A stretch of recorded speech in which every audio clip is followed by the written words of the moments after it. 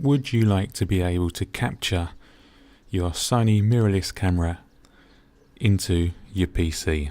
Hell, you can use it as a webcam if you want, or give a demo on going through the on-screen menus.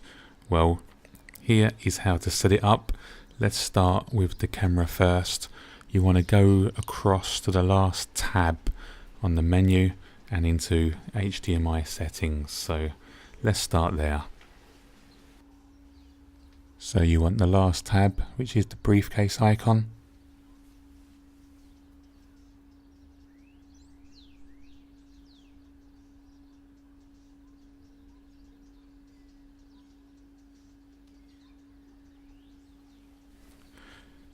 So here's my setup: HDMI resolution to auto, 60p. HDMI info, that's if you want to be looking at the menu screens and have the information on the camera, or if you want it just to be the pure image. I quite like having that on so I can see how I'm going to shoot. If, for example, if I wanted to tell you exactly how I was going to set up a shot, I'd have that on, and this is what it would look like. So with it on, you get all the information, exactly how I'm going to take the picture, which would be quite good if you're trying to relay to someone your shutter speed and your settings, for example.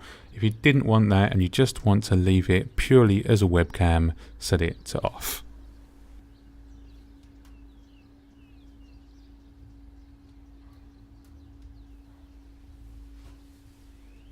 And there you have an image as if it was a webcam.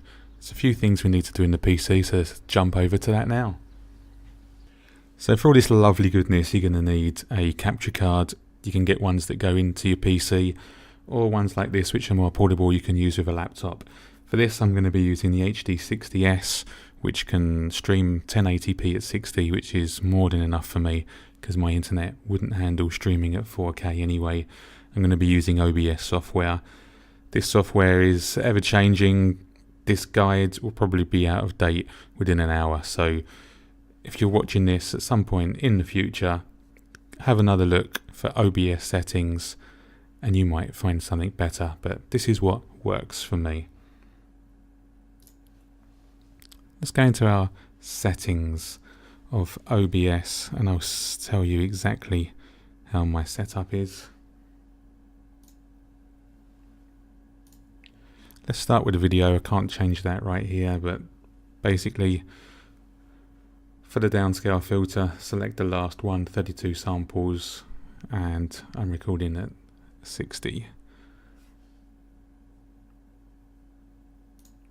Let's go to output mode advanced.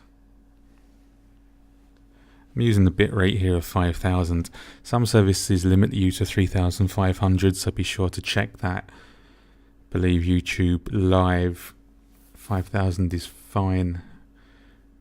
Anywhere from 5000 to 9000 for 1080p 60, and it obviously depends a lot on your upload speed.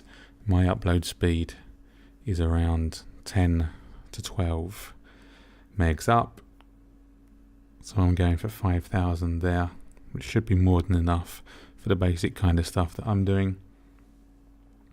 Keyframe interval, mine is 2. CPU usage preset, higher is less CPU. This is really going to depend on your machine.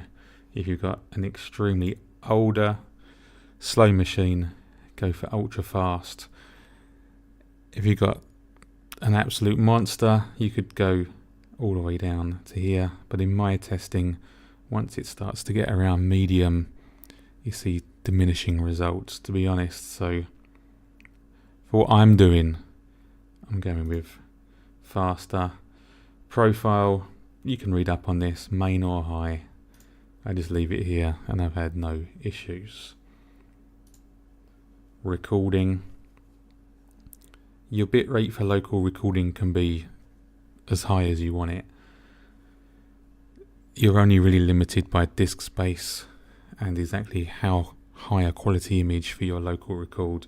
Put mine to 50,000, and for what I'm doing, which is like webcam and recording screens and things, it's more than enough. and again keyframe interval 2, CPU usage preset at faster and high.